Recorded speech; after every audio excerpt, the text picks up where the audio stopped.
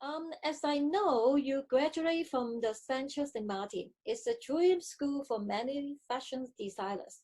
Will you share with us some of your interesting story while studying there? Yes, of course. There are many interesting stories from Central St. Martin's. Um, but I think a very interesting one was while I was on my third year in the making of my final collection. I made the pattern at college and I decided to go to Italy and to have the collection made there. I wanted it to be sewn professionally and of really good quality. So I went back to my parents' home and I was looking around, as there are many studios and clothes factories where my parents live and where I grew up, but I couldn't find anybody that would help me. So after a couple of weeks of searching, I went back to London and I had nothing. My tutor was extremely worried because while I was gone, other students managed to get on with their collections and they had maybe halfway done and I had nothing. So I had to get my acts together. Otherwise I was risking to not have a final collection. And I was extremely lucky that I got some help from an amazing machinist and technician who is actually Chinese, one, and his sewing skills were incredible, and he was sewing so fast and so well that he made all of the coats in no time, and I managed to finish the final collection in a week before the hand-in.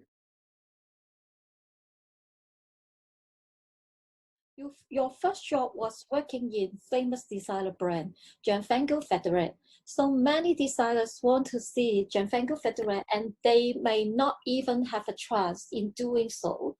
However, you start working with him right after graduation. How did you get the jobs? Well, I graduated from the BA in 2006 and I was very lucky to have my final collection showcased at the press show. And the press show was attended by many people in the industry, so many professionals. Mm-hmm. And a headhunter from Italy liked my work and proposed me for a job to Gianfranco Ferré. So in, was it August 2006, I went to Milan and I had an interview with Mr. Gianfranco Ferré in person in his beautiful office in Milan. And I remember I was extremely shy, just out of college, and I was meeting one of the most important Italian fashion designers. And in Italy, he was a very important designer, and I loved his work during the 90s. Mm-hmm. Good. It's quite an encouraging story for a new designer like you, who had a good starting point along the designer career path. Then, why did you leave this company?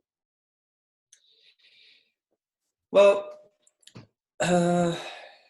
very sadly, Mr. Ferré passed away in June of 2007. So the company was going through some difficult times.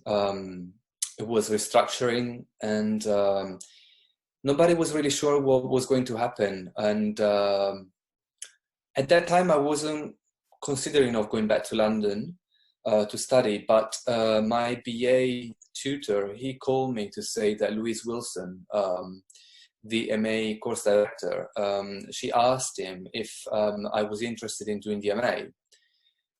So I thought, yeah, why not? Let's go and see. And I went for an interview with Louise, and after I was awarded a scholarship to attend the MA, so I decided to leave Milan and to go back to London to further my studies. And that's how it happened. And up until now, sometimes I wonder what would have happened or where would I be if I had stayed in Milan Mhm. At any point in life, we all have to make difficult decisions, and it's always on discretion to do what we think best for us at a particular point in time. By the way, it's good for you to further your studying as it gives you another opportunity to further develop your knowledge and skills in fashion design space. Okay, back to my question. Can you tell us how you changed in furthering your studying after earning some experience from working with a famous brand? Sure.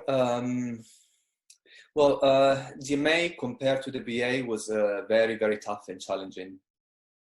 Looking back in time, I learned so much from it.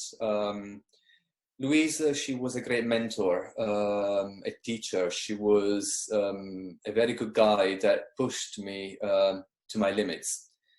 She didn't believe in being sweet and sugarcoating, but she was challenging you. She was pushing you very harsh. She was very harsh with the students and wanted the best from us. I think Yamei was preparing me to have more of my independent voice and be an independent designer. I learned so much at Ferre, but compared to the MA, Ferre was more about teamwork, how to be part of a team, and also it was the real world, how things were really happening in the real world, in a fashion house in Milan, with fashion shows, models coming, models going, fitting. So it was the real deal. And I remember that, yeah, during the fashion show days, everybody the whole company would be dressed up in their best outfits. So I think that's the differences between DMA as a Martins and working at Ferre. What DMA was very much focused on your independent voice, your independent vision as a designer, while the other job was train me to be more part of a team and to work as a team member. Mm-hmm, mm-hmm. Thank you.